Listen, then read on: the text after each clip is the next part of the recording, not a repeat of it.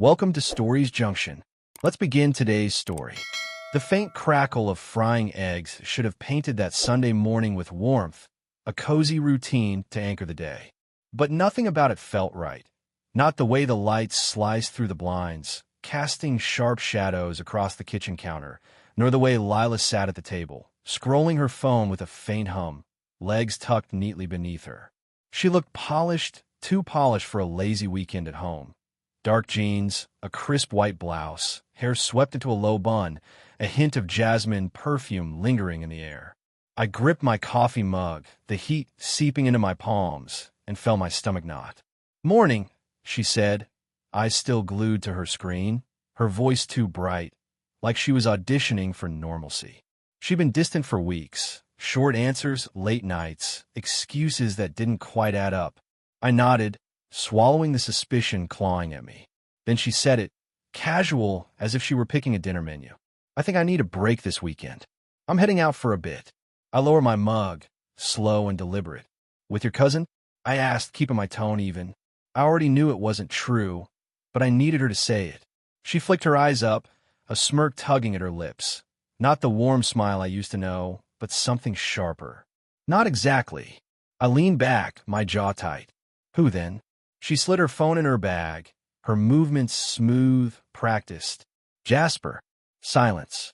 Jasper, the neighbor who'd borrowed my drill last month, who'd show up with a six-pack for game nights, who I'd let into my home. My chest burned, but I kept my face blank. "Jasper," I repeated. She shrugged, slipping on her jacket. "My new AP," she said like it was a job title. "It's what they call it in the groups I've been going to. For people trying to live authentically." "Authentic," I echoed, my voice flat. Her overnight bag was already by the door, packed and ready. She adjusted her scarf, her movements too calm, too rehearsed. "You'll get used to it, Owen," she said, stepping toward the door. "You always do." I watched her, my hand steady on the mug. As her fingers brushed the doorknob, I spoke, low and clear. "I'm going to ruin you both." She paused, half turning, that smirk still there. "Always so intense, Owen. That's why I needed someone lighter." She walked out, the door clicking shut behind her.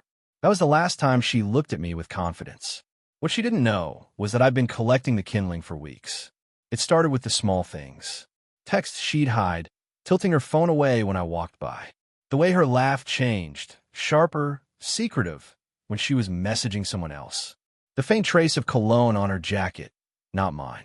Her excuses grew flimsier. Book group, work thing, delivered with a practiced tilt of her head. I wasn't clueless. I was patient. I'd synced our shared cloud account months ago. She never noticed. Every photo, every note, every careless hotel receipt pinged straight to me. Venmo transactions, dinner with Jade, drinks and laughs, room 207, followed by a winking emoji. I tucked it all away. A voice recorder in the guest bathroom, where she took her private calls. A new SD card in the doorbell camera. The backyard one, which she thought was broken, kept rolling. I logged everything, dates, times, details, in a journal. On my laptop, a folder named Operation Twilight held it all. Screenshots of texts, hotel bookings, messages where she called me a wallet with a pulse. A recording from 4 nights ago. "Owen's too boring to catch on. You make me feel free." I didn't rage. I didn't confront her. I built a vault, piece by piece. Some men shatter when betrayed. Others construct arsenals. I was the latter. That night, I sat in the dark, my laptop glowing. I opened a legal consultation form, my fingers steady. I wasn't going to shout or beg. I was going to dismantle her world, brick by brick, with proof. By the time I was done, she'd regret underestimating me. The house was too quiet after Lila left, the kind of silence that hums with intent. I moved through it like a shadow, every step deliberate, every action measured. The coffee mug still sat on the kitchen table, cold now, a faint ring staining the wood. I didn't clean it up. It felt like evidence, a relic of the morning she thought she'd won. She was wrong. This wasn't the end for me. It was the opening move. I spent the next 48 hours gathering more. I'd already backed up the cloud data, texts, receipts, photos, to 2 drives. One locked in the safe, The other uploaded to a cloud folder labeled Budget Archives 2020. Lila never touched anything that sounded like paperwork. She wouldn't look twice. At 3 a.m., I called her phone carrier and cut her line from our plan. No warning, no explanation. By morning, her phone would be useless unless she paid for it herself. I didn't stop there. I logged into our joint credit card account and froze her cards, rerouting alerts to my email. Every move was a thread pulled, unraveling her carefully curated world. Then I found the audio, buried in the cloud, a 12-minute file she'd recorded by mistake. Her voice, light and giddy, with Jasper's low chuckle in the background. "Think he knows anything?" Jasper asked, smug. "Owen?" "No way," Lila replied. "He's too predictable. If he ever figures it out, I'll just play the victim. He caves every time I get emotional." My grip tightened on the mouse. That wasn't pain, it was fuel. I saved the file, labeled it Exhibit A, and added it to Operation Twilight. Jasper was my first target. He worked as a consultant for a trendy fitness chain, peddling overpriced protein shakes and wellness seminars to wealthy clients. He called himself a lifestyle coach, but he was a glorified salesman with a knack for charming lonely spouses. Lila wasn't his first mark. I'd heard whispers from neighbors about his private sessions. He'd use our Wi-Fi during his visits, asking for the guest password months ago for a quick email. I never turned off the network monitor. His device still pinged every Tuesday evening, and his login history led me to a private Google Drive folder labeled Client Plans. Inside, schedules, client notes, and a few photos that were anything but professional. One showed him with a client in a hot tub, timestamped during a wellness retreat.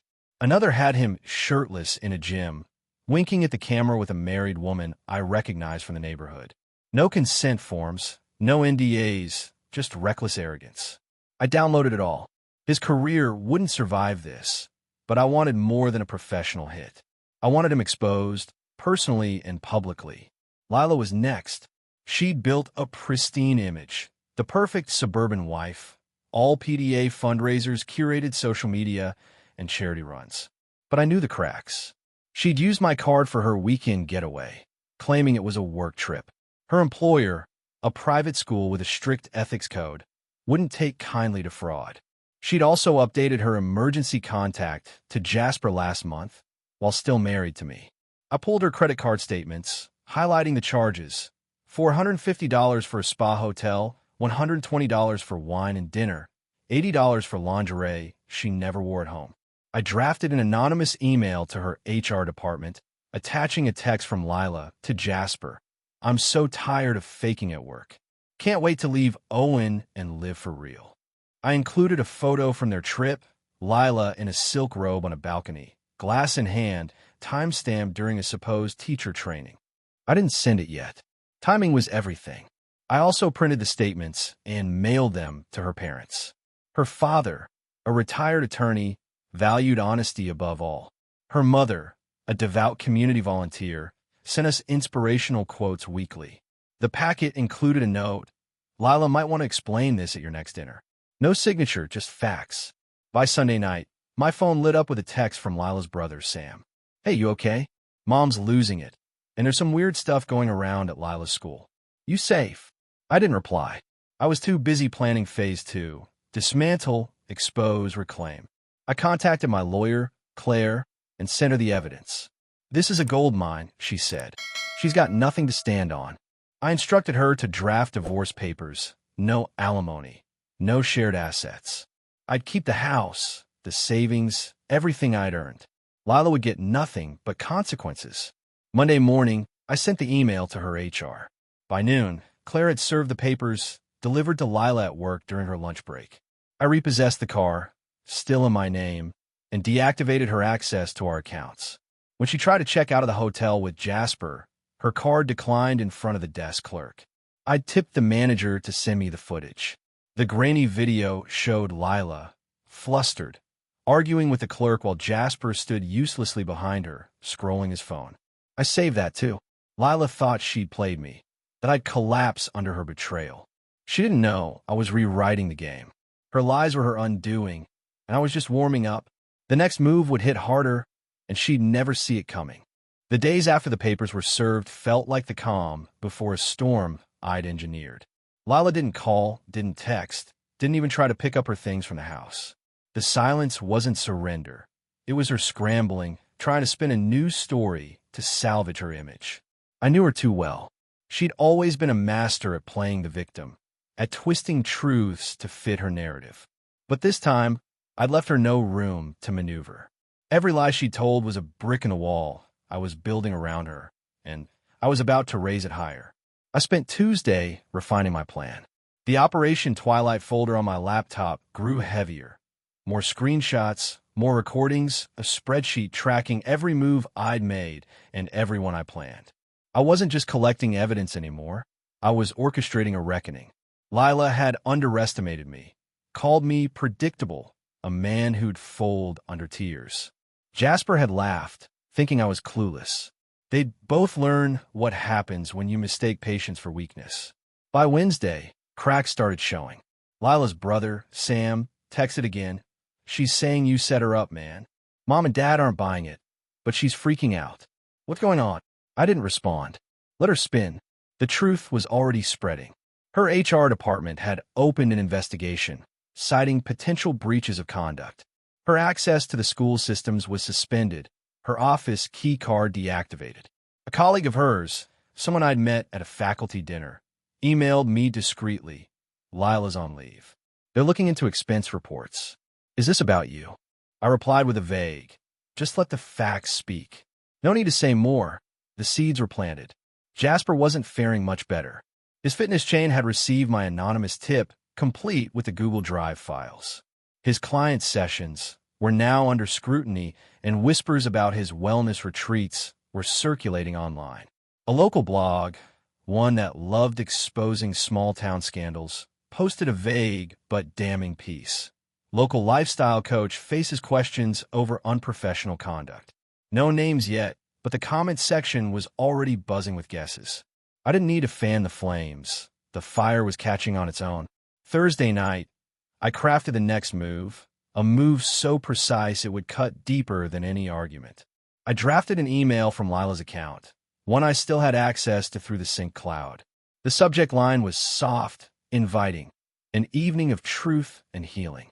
The body read, "Dear friends and family, Owen and I have been reflecting deeply these past weeks. After honest conversations, we've decided to host a gathering to reconnect and share openly with those we care about. Please join us this Saturday for a dinner to celebrate truth, forgiveness, and new beginnings. Your presence would mean the world. Warmly, Lila and Owen." I BCC'd the guest list: Lila's parents, her brother Sam, her direct supervisor from the school, her closest friend from a running group, Jasper's boss from the fitness chain, a few neighbors who'd known us for years, and my old college friend, Theo, a former Marine who could keep things civil if they spiraled. I RSVP'd for Lila, confirming her attendance. The venue was our dining room, decked out with string lights, a hired caterer, and a playlist of mellow acoustic covers. Everything staged to look like the perfect evening Lila always pretended to host on her social media. I didn't stop there.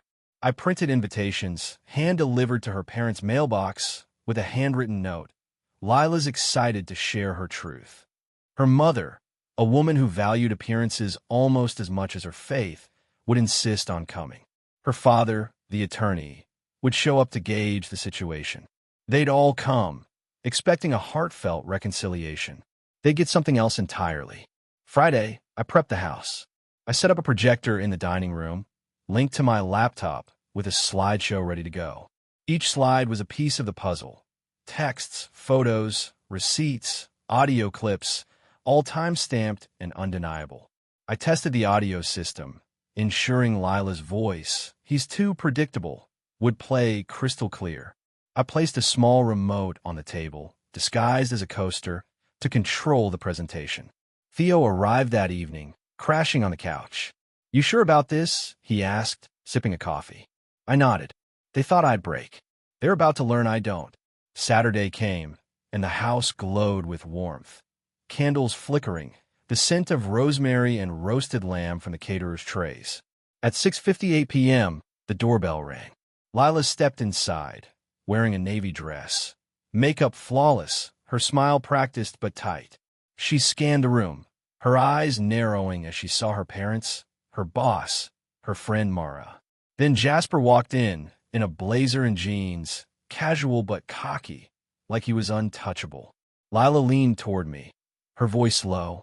"You invited everyone?" I smiled, handing her a glass of wine. "It's a big night, Lila. We got a lot to share."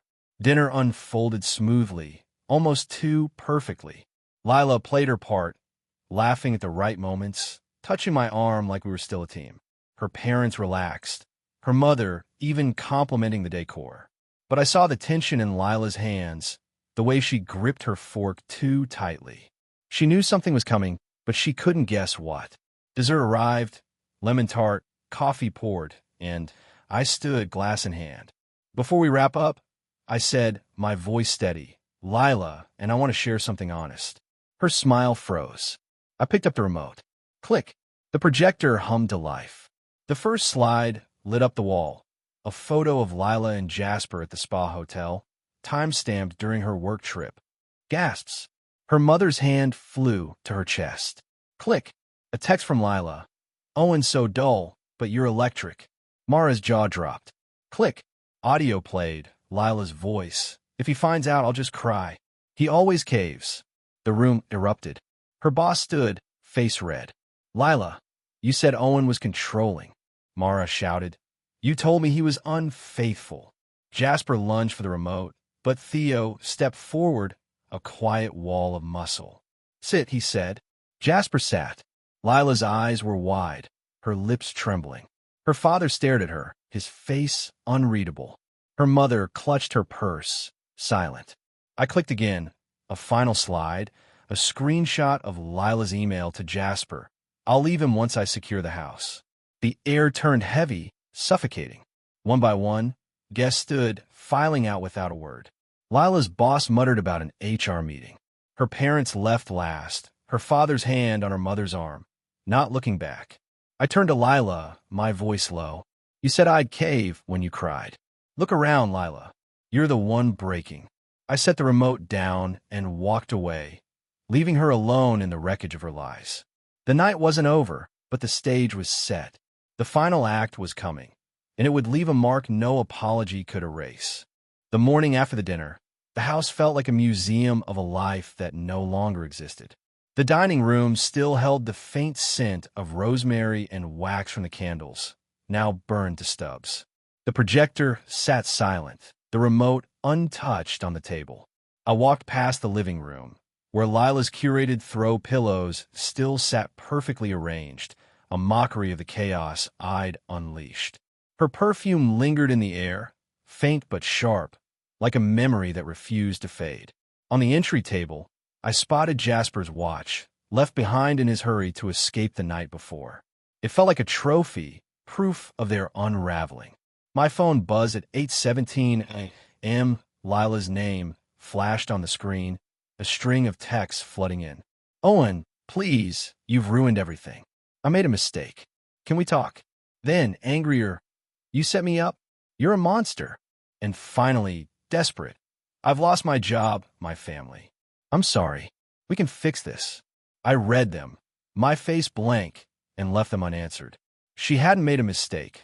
She made choices, deliberate and cruel, and now the math was catching up. I didn't know her response, not after she'd planned to paint me as the villain in her story. By noon, the fallout was spreading. Her HR department sent a formal letter, copied to me as her spouse.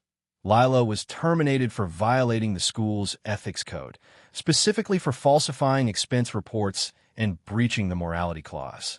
Her access to the faculty portal was permanently revoked, and the school's locks were changed overnight. Her running group chat, which I'd been quietly monitoring through a friend's phone, exploded with messages. "Lila, you lied to us?" wrote Mara. "You said Owen was the problem." Another friend posted a screenshot of Lila's now private social media, where she deleted every photo with Jasper. Too late, the internet doesn't forget. A parent from the school commented publicly, "You taught my kid about integrity?" Disgusting. Lila's carefully crafted persona was crumbling pixel by pixel. Jasper's world was collapsing faster. His fitness chain issued a statement on their website. We are investigating allegations of misconduct by a former employee. No name, but the local blog updated its post, now explicitly naming Jasper after a credible source, leaked more photos. His Google Drive files, which I'd forwarded anonymously to his boss, were damning. Clients were already pulling out, and two had threatened lawsuits over breach privacy. By evening, I heard through a neighbor that Jasper had packed a bag and left for his cousin's place in a neighboring county, his car repossessed for mispayments. His lifestyle coach brand was dead, his charm useless against the weight of evidence. I didn't gloat. I didn't post online or call friends to revel in their downfall. That wasn't the point. Revenge wasn't about noise. It was about precision, about letting the truth do the work. I sat in my office, the Operation Twilight folder open, checking off completed steps. The divorce papers were nearly finalized. Claire, my lawyer, called to confirm Lila had no leverage. She tried to claim emotional distress, Claire said, laughing lightly. I showed them the audio. They dropped it immediately. The house, the savings, the car, all mine. Lila had nothing to negotiate with, no cards left to play. Lila's email started arriving that afternoon, long and rambling. I didn't mean for it to go this far. Jasper's gone. I cut him off. I'm not that person anymore. Can we try again? I archived them without replying. She wasn't sorry. She was scared. She'd weaponized tears before, thinking they'd bend me. Not this time. Her parents hadn't spoken to her since the dinner. Her father, the attorney, sent me a single text. I'm disappointed in her. Take care, Owen. Her mother blocked her number entirely. Sam, her brother, stopped texting me, likely caught between loyalty and disgust. The house felt different now. Not empty, but still like it was waiting for something new. I started small changes. Moving the furniture, taking down Lila's framed prints of inspirational quotes. I spent evenings in the backyard, tearing down the old shed we'd never used. Theo came by on Saturday, bringing a toolbox and beer. We ripped out rotted boards, hammered new ones, and started turning the space into a workshop. You're not selling the place? He asked, wiping sweat from his brow. I shook my head. I fought for it. It's mine. The work was grounding, each nail a small act of reclaiming. The shed became therapy, splinters in my hands, the ache in my shoulders, the quiet focus of building something solid. Lila's emails kept coming, less frequent but more desperate. I have nowhere to go, Owen. Please just talk to me. I didn't answer. She tried to rewrite me as a villain, ready to lie in court, to take everything I'd built. I wasn't interested in her redemption arc.